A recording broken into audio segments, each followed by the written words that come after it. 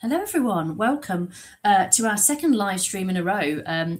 We've been talking to lots of the feature films that have been nominated for Northampton Film Festival for Best Film this week. But to give you a bit of an insight, because what's so brilliant about showing feature films at a film festival are these are feature films that you can't see anywhere else. They aren't out yet. Hopefully those films will get distribution, but they're just on these first little cusp of coming out into the public viewing, and so it's just really exciting to meet new filmmakers, but also see new work. So if you are watching this live, you are welcome to put your questions, comments, whatever in the comments section below the video. If you're not watching this live, watching it recorded, then I can't help you, but do come along to the film festival. You can come watch this film on Saturday the 7th of March 2026 at 5:15 p.m. It is the last film actually we're showing of the film festival before our awards ceremony, so the last hurrah, and we're showing it alongside two great films, two short films called Blackpool and Toad in the Hole, which are also really, really brilliant. So, every night is brilliant, but this night is particularly wonderful. Without further ado, actually, a little further ado, if you would like to see the schedule, talking of the schedule, if you go to northamptonfilmfestival.co.uk and you click on festival, it'll bring up the big old list, and you can book your tickets there. Now, without further ado, so we're talking about 49 Miles More, which, let's say, is the last feature film we're showing on the programme. We've got Oliver and Reese from 49 to Midnight Films, so I'm going to bring them in now. Hello, how are you? Hello there. Thank you so much for having us. No, thanks for joining me. It's lovely. It's really, we watch loads of films, obviously, because we're a film festival, and then we're screening 80 films, and sometimes we don't meet the filmmakers until we screen their film or even the awards. So it's just really nice to chat to people beforehand. No, absolutely. Well, first of all, 49 Miles More. Tell us a little bit about it. Well, 49 Miles More tells the story of Max and Doug, who go on an adventure through the wilderness after their car breaks down whilst they're on the way to an annual reunion. It's a very no-budget indie feature film that talks about sort of men's mental health, whilst also having a lot of wild, obscene comedy along the way. No, and so where did the idea come from, dare I ask? Honestly, the idea years ago, I had a friend that was just like Doug, and I needed to make a film about somebody like Doug. Now, when you get the chance to watch 49 Miles More, you will go, I have a friend that is just like Doug.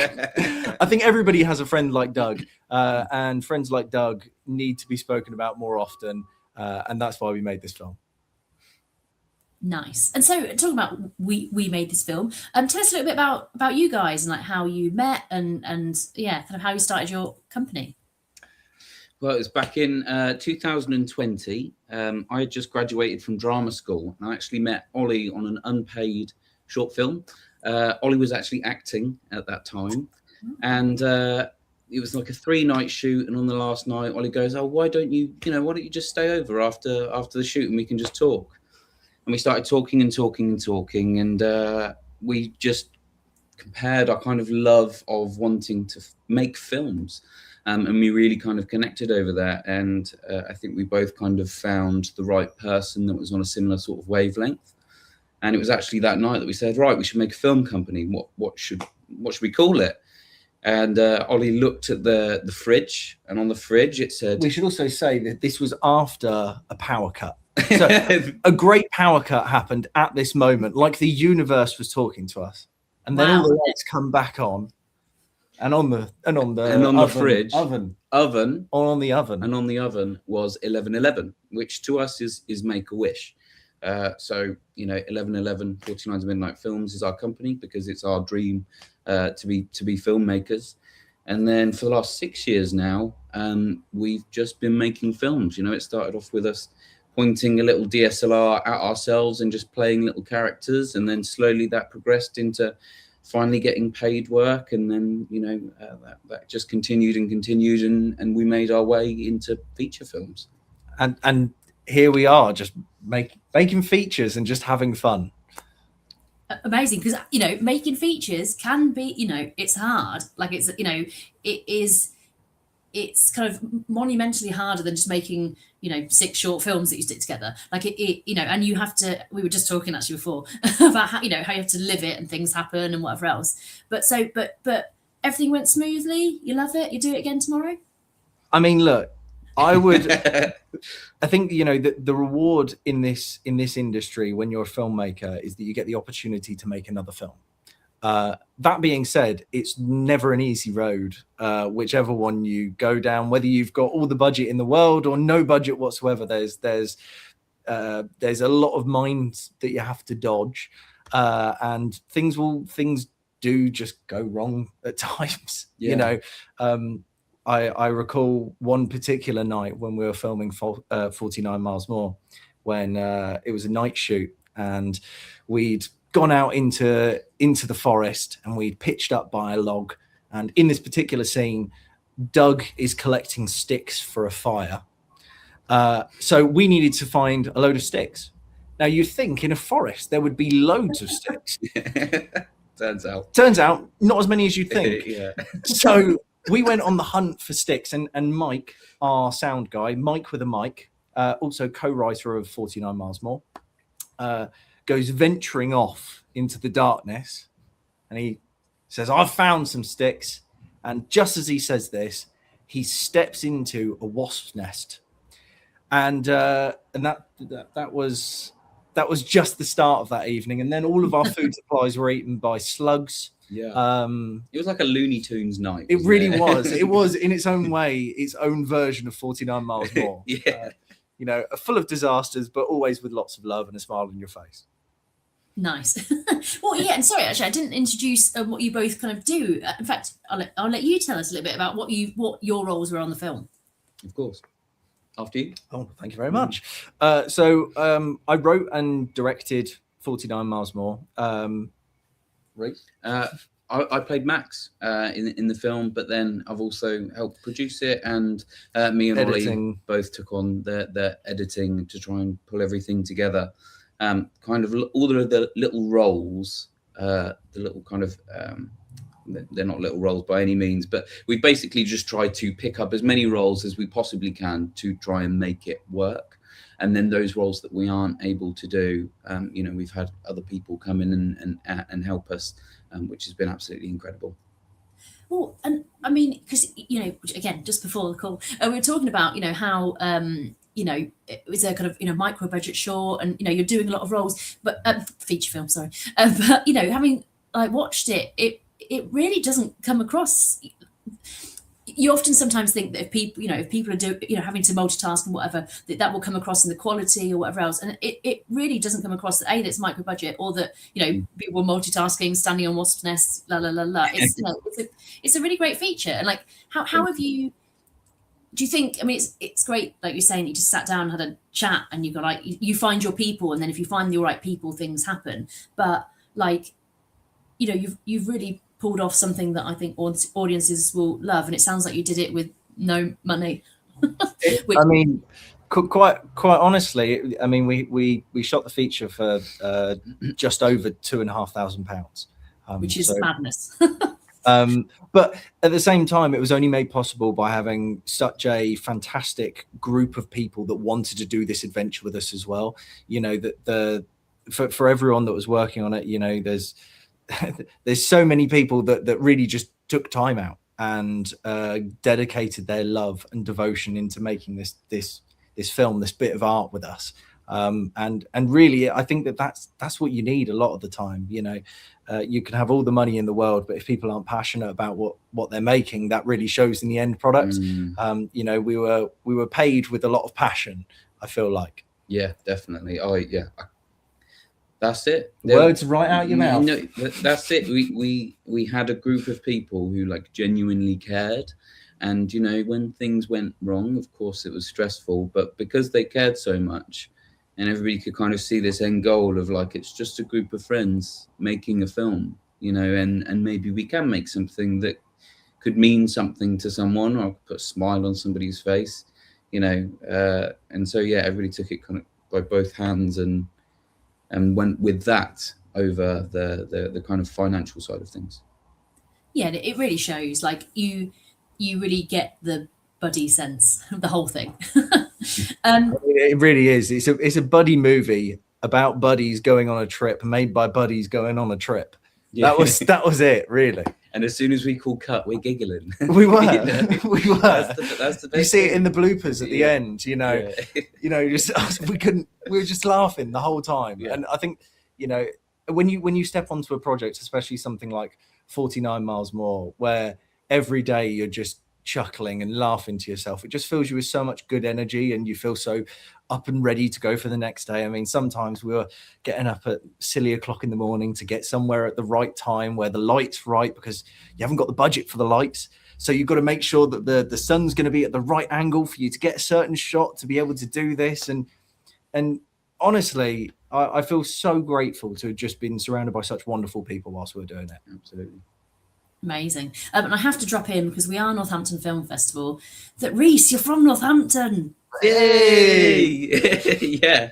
I was born in Northampton General. I lived there since till 2015. So 1996 is when I was born, till 2015, when I went to university to pursue my dream of acting. But my family still reside there. I was literally there on the weekend.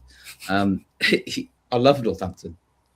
Yeah, so do we. And I think as well, I think actually we're showing your film on what is our industry day.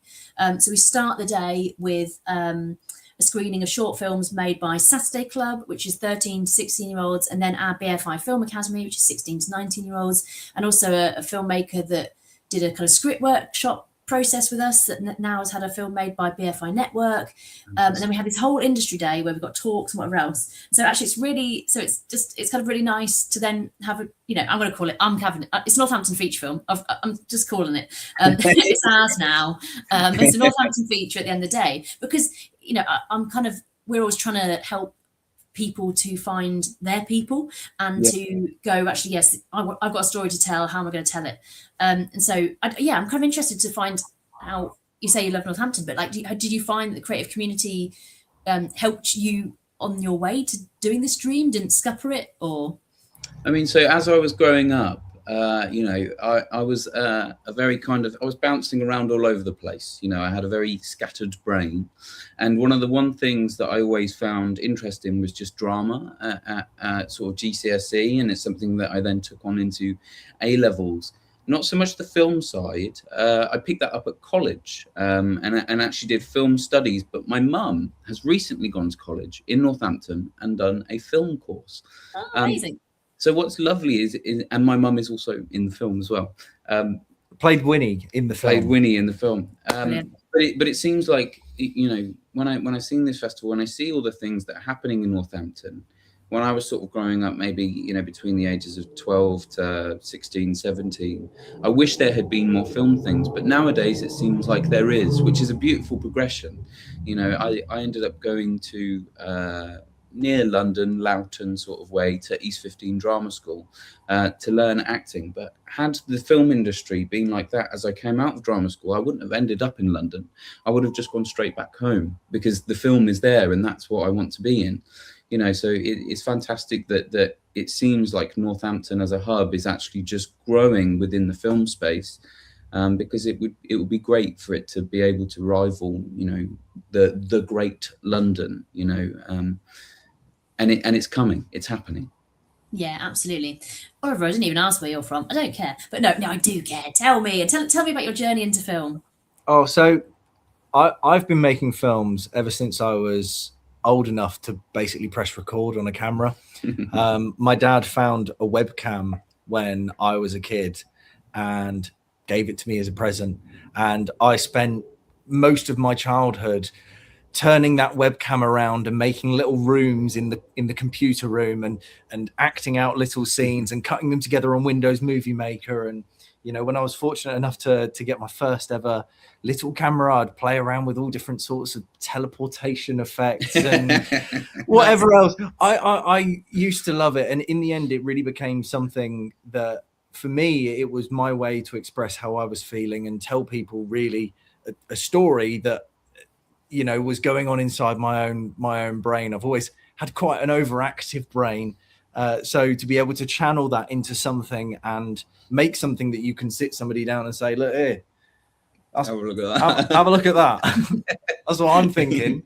That's been great. And, you know, to be here now almost feels surreal. The younger me would have pinched himself if he was told, oh, you know, you can make a feature film and you can show it at film festivals and you get to watch it in the cinema. Like, all of that is just wild. I feel really fortunate to have sort of gone on the journey that I've gone on. And, you know, it's thanks to other creators as well, like Simon Stolland. You know, he's a cinematographer, a DOP that I learned basically everything from when I was like 15, 16 years old. I used to follow him around like a sad puppy, making really terrible teas and coffees on sets that he was on, just anywhere to try and soak up as much knowledge as I could. So yeah, I'm very, very grateful to be here. But yeah, Reading born and bred, living in London now, but shout out to RG. Fair enough. Yeah, we'll let you have that. It's not too. I mean, it's within, you know, it's within the sphere of Northamptonshire. Absolutely. In my mind. Well, talking about kind of, you know, letting the stories out of your brain. Like, what do you hope that, you know, people coming along and watching this kind of story will feel like, or kind of what do you hope they'll kind of take away with them when they leave the cinema on that Saturday night? Do you know what? I really hope that audiences walk away with a greater appreciation for their friends. That's it. At the end of the day, I think that. You know, 49 Miles More is unlike other stories in the fact that it's telling a story about platonic love and how platonic love sort of transcends a lot of, I think, the expectations that I think we have for it, and that our friends really are there with us through thick and thin. Yeah, you'll have to come and watch it to come and find out. Yeah. No spoilers, but it's that's a really nice way to sum it up. Good. Well, I'm glad. Thank you. It's off the cuff. Yeah, and you know, I suppose you know, making feature films is really tough, particularly, you know, when you know, wouldn't we all love it if some studios turned around and gave us $100 million to make a film. Yeah. But you know, have you got plans to do it again? What's next in the pipeline? Or are you just living with 49 Miles More for now? And what's it doing next? So we're very fortunate. Our debut feature, Lure, just launched on Apple TV and Amazon on the 2nd of February, which has been a wild ride. We made it nearly 6 years ago now. But we've been working to get it distributed. We finally got it distributed. 49 Miles More, we're hoping will be out on Amazon and Apple sometime later this year, maybe June, July. But in the meantime, we're currently preoccupied with another title, a thriller horror adventure called Severed. We can't say much more than that. But it stars, obviously, Reese Henderson. You know, it's all the same people. You'll see them again in all the films. It's like the Carry On films, you know. Well, but then, you know, like we were kind of saying, like when you're going to, you know, you're spending the night in a forest. This is week. Actually, how long did it take? How long did you spend filming it? It was 17 days, I think, in the end. Okay. You know, you get to day 17, you're in a forest, it's dark, you've just done a wasp nest. Like, you need, you know, when you found these people that you can do all that stuff with, you do. I never understood, as someone, when I was watching films, why you did see people crop up working with the same director time and time again. Then I made some feature films and go, oh, hang on, once you found some stuff that works, you keep doing it. But you know, finding those people can be kind of hard as well. Like, I mean. Yeah, like who's in your world? How did you find them? How do you kind of keep that energy going as well when, you know, life, like you say, 6 years it can take some, you know, that's not even the longest time at all to get a film out there in the world. Like, how do you keep that energy and keep those people? Well, I mean, in terms of just finding people, we're very fortunate in the sense that both Reese and I, go to East 15 every year, and we do workshops. We make short films with their students. We do a lot of sort of mentoring in that regard. And quite often we'll see people, we'll work with people there, and we'll go, "Oh, You're really good. you're really good. I've got a role for you. Yeah. I've got a thing that I'm doing." Or, you know, it tends to go like that. And, you know, it's ended up being, I feel like it's like a snowball that started with Reese and myself at the top of this hill. And as we've been rolling through, making more things, this snowball gets bigger and bigger, and it's filled with more creatives. And, you know, shout out Jamie Miles, our fantastic composer, actor, also picked up from East 15, but he did all the music for Lure and 49 Miles More. He also plays the nice cameo role of the mechanic's son. One of my favorite lines from the film. You get to see it if you come down on the Saturday. Yeah.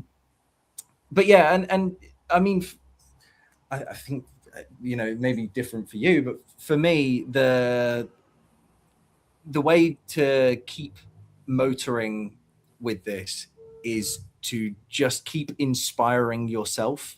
You know, you make, we've made 49 Miles More, and you get to see that wonderful reaction and audience reaction. You get to send it out to people. But then when if you're lingering on that for too long, you know, this is why we're talking about the next film now. We're looking forward to getting that one motoring, and you flood yourself with all these new ideas, and then the creative process starts all over again. You know, the motor boots up into action, and off you are. Yeah. Often it's just a case of people go, "Oh, that's interesting." And we're like, "Well, we've worked with you before." You know, I think it's a case of, for myself, I don't know if it's the same for you, but I would imagine that it is. Anybody can learn, but having that like drive and determination to want to go and make something and go the extra mile and do all the late nights and, you know, have your muffins eaten by slugs. Yeah. You know, you find those people that are just willing to go get it because they just love it.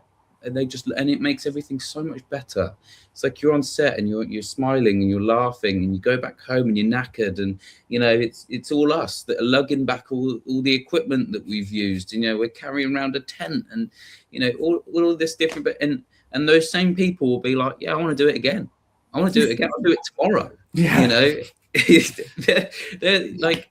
And so, yeah, it's, you know, we're very lucky with East 15 because it's where I trained. It's where I met Greg, who plays Doug. We were in the same year at drama school. We were quite literally living next door to each other. And Ollie and Greg met.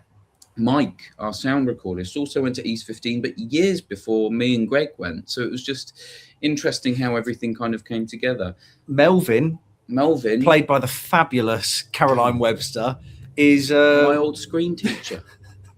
She taught me how to do it. And so that's amazing.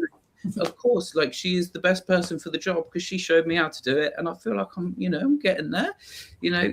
And a lot of the other people that we're working with, you know, it's all of these same people that come, you know, they take it by both hands and they go, right, there's something interesting there. Don't worry about the money, you know, don't worry about that. But the creative project, is that something that's interesting? Can I find it fulfilling? Like, do I believe in it? Will it be fun if I join the sort of collective? And most times it's yes.